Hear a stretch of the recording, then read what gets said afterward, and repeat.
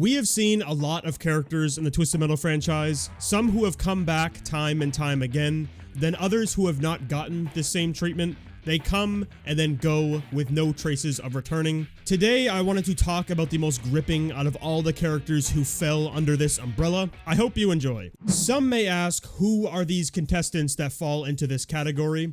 Mainly the 989 ones, like Club Kid and Flower Power from Twisted Metal 3, or Trashman, Meter Maid, and Pizza Boy from Twisted Metal 4, who are all weirdly voice actors of Sonic characters. It's of course understandable why these characters wouldn't return due to these developers not having another go at the series after Twisted Metal 4. It's not to say there's none from Jaffe games that haven't returned. Ones like Crazy 8 or Manslaughter unfortunately couldn't come back. Well, technically Crazy 8 was supposed to come back in Twisted Metal 2012 through DLC, which was of course scrapped. But out of all these characters, there's always one that everyone is raving about, how it's so awful it never returned, screaming, how could Pit Viper never grace her wheels on the pavement after the first entry? If you look at the first Twisted Metal's roster, each and every one of these characters came back at some point, having various iterations, like Darkseid in Twisted Metal 3, Small Brawl, Black in 2012. Mr. Grimm and Warthog are practically in every game. Crimson Fury got a few more chances, less than others, but at least he actually came back. For one reason or another, Pit Viper just never did. If we read and see what Pit Viper's details are in the game, it states, tough and sturdy, the Viper shoots out a stream of acid that can melt most opponents with a single hit. This is reminding me a lot of the Twisted Metal 3 Primeval. He has access to every special weapon in the game, Hogwash. I'm not entirely sure where this mentality is coming from, as you will see when we get to the overall experience. The driver of this automobile's name is Angela Fortin, with a bio stating, a woman leading a double life, she is competing for $1 million in cash. Which is honestly one of the most grounded possible wishes. I feel like that's what 99% of people playing the game would actually wish for. Well, probably more than $1 million, but still. It's also one we haven't seen much in the franchise either, other than Chucky Floop in Head On, who wishes for the GTA Online infinite money glitch and then drowns in it. I'm guessing they don't do this because of how simple it is, not entirely sure there. After reading these excerpts, it surely perked someone's interest to try Pit Viper out. When you load in the game, you will 100% be questioning what on earth that bio was talking about, mainly with these statistics we were given. We are shown by the game a 4-star special weapon power, which is a lie, unless it's factoring in how if one were to stack 5 up and then shoot them all at one person, then sure, I could understand that. But I'm taking it as one single use, and the damage is definitely nowhere close to that high. Putting this into perspective, Mr. Grimm's special has 5 stars, so apparently this is supposed to be slightly weaker than Mr. Grimm, which we can test and see that's not remotely close to true. Her speed and handling is 3 and 2 stars respectively, which is probably the best aspect of Pit Viper, honestly. You're a very fast, maneuverable automobile, able to get in, dish out some quick damage, and then get out, similar to a Spectre type character. Finally, her armor is stated as 3 stars, around the average level. That's close enough, I guess. I feel like it could be maybe a 2 or even 1 star, again, similar to a character like Spectre, who has 1 star himself, but that also says he has a 4-star special weapon, which is another lie. Based on what I'm reading here, there is a disconnect from what the game is telling me my capabilities are to what I'm experiencing in practice throughout my playthroughs. It leads me to believe there was a differing ideology behind the design of Pit Viper compared to what we got in game, or maybe,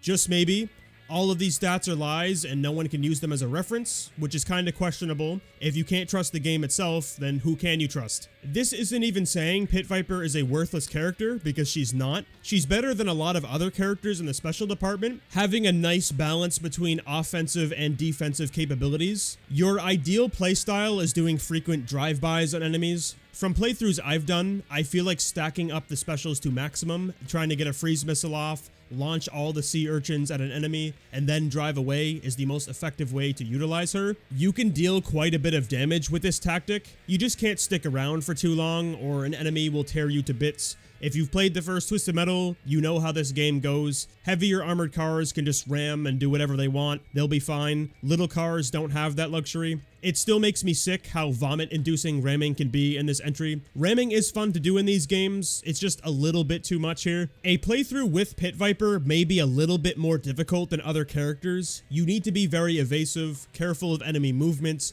or keep an eye on how aggressive they are towards you. Depending on their behavior, you could go head-on into a session of suffering. After the player exploits Minion, since typically that's your only choice, sometimes I do forget how difficult this fight can be without using the ramp Gouda. You can't even push him off the map, he'll just teleport right back up. So it's just a one-on-one slog of a scuffle. When he dies, Pit Viper wins Twisted Metal, where we get the good old text crawl ending, informing us that Angela got exactly what she wanted, which is a rarity in Twisted Metal as a whole. The entire concept of Calypso is taking what you say and twisting it around, making the contestant die, suffer, or however he feels like pulling the strings. Here, Pit Viper gets her $1 million and actually kills Calypso.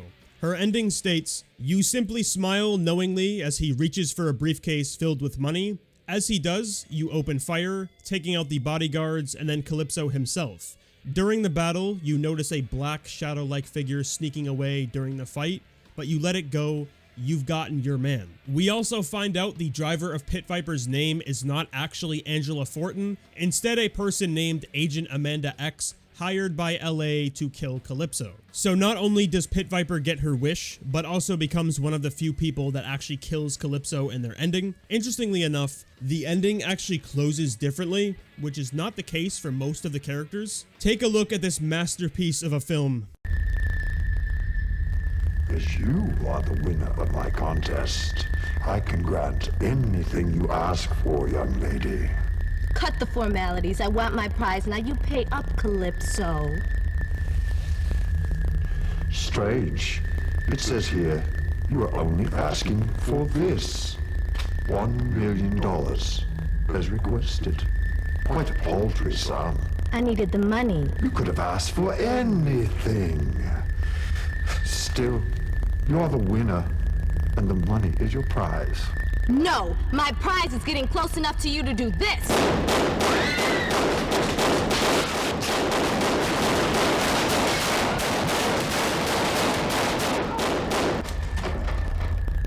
I've been paid by the people of LA to take you out, Calypso. You know, if you really want to be an assassin, you should keep your eyes on your prey.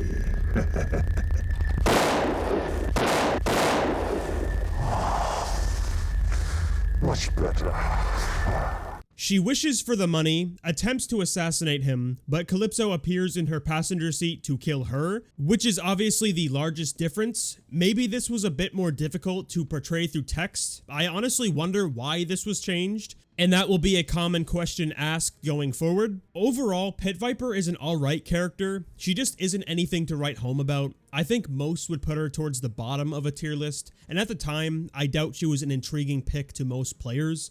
Only years later, people would really start bringing up Pit Viper, mentioning how she never returned after this title. And that's a common thing that happens when a series lasts for a long time. We mentioned a couple others from Twisted Metal Black and 989 games. Those were all one and done. We never saw them again. I always kind of lumped Pit Viper into that group until I learned the whole situation is much deeper and more interesting than her just never coming back, creating a small rabbit hole. I'm sure most of you have played Twisted Metal 2 before, and if you look at the character Grasshopper, the vehicle design is very similar to Pit Viper, the same overall base, just a difference in color palette and small accents to the automobile, making some conspiracy theorists ask, was this always Grasshopper, or was Pit Viper going to make a return? Obviously, there is no way to tell with the PS1 version, unless a developer came out and said that this was the case. Thankfully, we have the PC version of Twisted Metal 2, where we are able to look at the files of every character, where Grasshopper is labeled as PV. Apparently, you're also able to view Pit Viper's acid sea urchin attack in these same files. So with all of the evidence that we can gather, we can tell that she was going to be playable at one point. She was just changed to Grasshopper for whatever reason. A strange anecdote I noticed while going over Pit Viper's ending, I thought it sounded familiar, then after after watching Grasshopper's ending, they are oddly similar to each other. Here, Krista Sparks is Calypso's daughter, who essentially did a go-go gadget transformation into a bomb with the aid of the LAPD to assassinate Calypso and end his tournament, where Pit Viper was a private agent hired by LA to assassinate Calypso. In Twisted Metal 2, the driver was just changed to be Calypso's family member at an attempt to make it more emotional, but at a base level, they are quite literally the same premise. It's funny how we're looking at two different characters where one turned into the other, having a similar vehicle design with essentially the same ending. I'm not sure whether to call this lazy or creative. Neither of these characters would be seen again for years and years after this.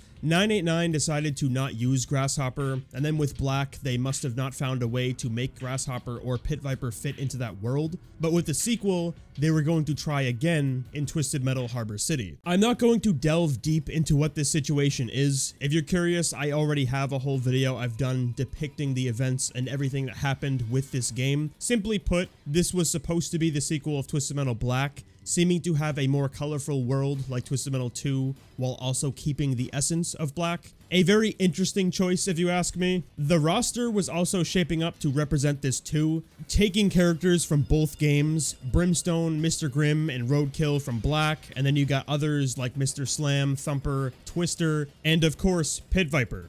A full model and everything. The most recent playable build does not have a functional special for Pit Viper since, you know, the game isn't finished, so we can use a ghost missile, I believe this is supposed to be, and play through the entire tournament, which I use very loosely. For me, the game just ended. I'm not sure if this was even a bug or not, it just happened and I didn't know what to do. So yet again, she was going to return, she just couldn't because of Grand Theft Auto. It's a bit more complicated than that, but we're just gonna blame Grand Theft Auto, just like Sony did. The whole situation is quite bewildering if you ask me. I mean, looking at Harbor City here, it's far enough along in development where scrapping it is a bizarre move. For the topic of this video though, it's unfortunate that Pit Viper was not able to be seen here, but wouldn't it be really funny if we would have another opportunity to see Pit Viper, but just didn't? It would be actually, because we did. Twisted Metal Head-On is a game that returned this franchise back to the Twisted Metal 2 universe. No more dark and dinginess nonsense. Where Grasshopper is of course playable, this time she is a ghost, presumably playing off how she was a fucking bomb last time, reusing the jumping special weapon with an upgraded one, of course, allowing her to shoot out acid by button mashing after activation. If your fingers are fast, it can deal a ton of damage. People do believe this is a nod towards Pit Viper, considering how Grasshopper essentially took her place in Twisted Metal 2. And funnily enough, she also did here too. How do we know this? Well, thanks to earlier builds of Twisted Metal Head-On being available, we're able to see the game's name also change twice, Twisted Metal Rage and Twisted Metal World Tour respectively. In the Rage version, if we scroll over to Grasshopper, we can see her name in the menu is Pit Viper. So once again, Grasshopper took her place. But this time it does make a little bit more sense to why compared to Twisted Metal 2, I would say. They were trying to create a pseudo sequel to that game here, making characters have endings or stories to continue what happened in their Twisted Metal 2 ones, like Mr. Slam being a ghost since he fell off the building in his ending like 10 years before that. The driver of Twister is Amanda's sister who drove the automobile in Twisted 2. Grasshopper is just a familiar face to the roster, so I can understand why they would want to put her here instead of Pit Viper. Even though I can understand it, it doesn't mean I agree with it. Krista exploded. She's dead. You could have easily stuck Pit Viper here and it still would have been a rational thought, like Crimson Fury wasn't in Twisted Metal 2, Hammerhead is a different driver, then also taking into account how you guys already had a model in Harbor City for Pit Viper. I've played it and seen it. A few of the models there were reused in Head-On anyways, like Mr. Slam and Thumper, so it could have been a very easy transition. Once again, this character was cucked out from being put into a later entry, but still not the last. The final in-game appearance was supposed to be in Twisted Metal 2012. According to David Jaffe, there was a concept and even a vehicle model for Pit Viper as DLC. Unfortunately, it's never been brought to the public eye, so there's no way to see what it looked like, so you kinda just need to take his word for it, which I do because that would be something really strange to lie about. It would be like lying about working hand in hand with Shigeru Miyamoto for 5 years on Metroid Prime. Like, why would you do that? So we were supposed to see Pit Viper 4 more times in the series, but we just didn't. Twisted Metal 2, Harbor City, Head On, and 2012. But the character either got changed midway through development, other cases the game itself or DLC just got scrapped entirely. It took over 20 years to see Pit Viper again, not in-game of course. Which goes without saying. I mean, is that ever gonna happen? Probably not. But she is in the TV show as a cameo, which is better than nothing. She looks better than she did the last time we saw her, like 30 years ago. I have always wondered why people cared so much about Pit Viper returning, since if we rewind all the way back to the first Twisted Metal, she kinda sucks. Like, the character's borderline average, just really nothing special at all. My assumption to why people cared so much was just the fact she's the only character in the first Twisted Metal roster who was never brought back. But after becoming aware of how many times Pit Viper was supposed to be in later entries and just wasn't, it starts to paint a picture of how unfortunate this whole situation is. She did have potential to become a much more interesting character, possibly making her some sort of rival to Calypso since she is an assassin. With each returning entry, maybe she'd have a different way of attempting to kill Calypso. When it comes to the gameplay, instead of the special weapon being a sea urchin that does direct damage, maybe the acid blob would be a damage over time projectile. We mainly only see fire when it comes to dot damage specials, so that could have added something more interesting into the mix. There was some substance here, just unfortunately never iterated upon. The whole Pit Viper situation is a more engaging one than I ever thought it would be, honestly. Possibly, if a new game releases, Pit Viper could come back, but I doubt it. So what are your thoughts on Pit Viper? Do you think this character should have returned, or are you happy with Grasshopper taking the reins? As always, make sure to leave your thoughts in the comments below.